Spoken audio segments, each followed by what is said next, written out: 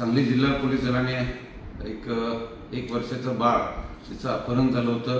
त्याचा जो गुन्हा नोंद विश्रामबाग पोलीस स्टेशन येथे गुन्हा नंबर 359/25 असा करण्यात आला होता। साधारण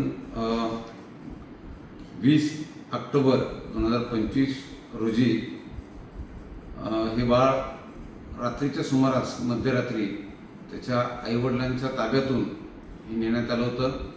या 1 वर्षाच्या बाळाचे आईवडील हे राजस्थान राज्यातील मजूर सांगली इथे आलेले होते आणि मध्यरात्री हे बाळ नेल्यामुळं घरच्यांनी त्याची कोणती कल्पना नव्हती, परंतु जे पोलीस विभागाकडे पुरावे उपलब्ध झाले, तपासामध्ये जी पुढे गती देण्यात आली त्यानुसार आम्हाला काही संशयित व्यक्ती आणि वाहन त्या ठिकाणी आढळून आलं।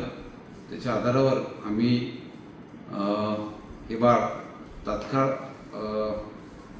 आरोपीने ज्या ठिकाणी देण्यात आलं होतं त्या ठिकाणून सुखरूप परत आणलेला आहे आणि त्याच्या आईवडिलांच्या पालकांच्या ताब्यातही दिलेला आहे।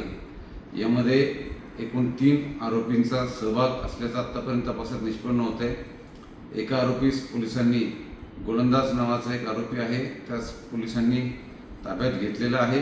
इतर 2 आरोपी आम्ही तात्काळ ताब्यात घेऊ।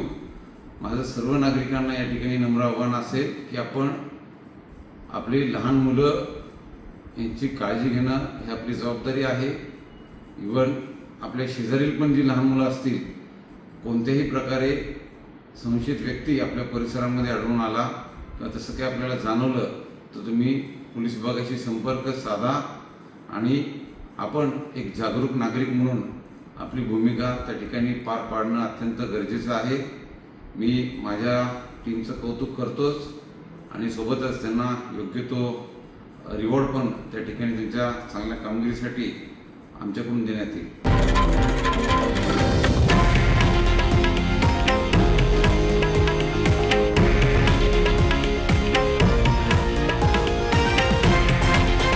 हे आहे देशातील नंबर 1 न्यूज नेटवर्क आणि आपण पाहत आहात TV9 मराठी, एकमेव।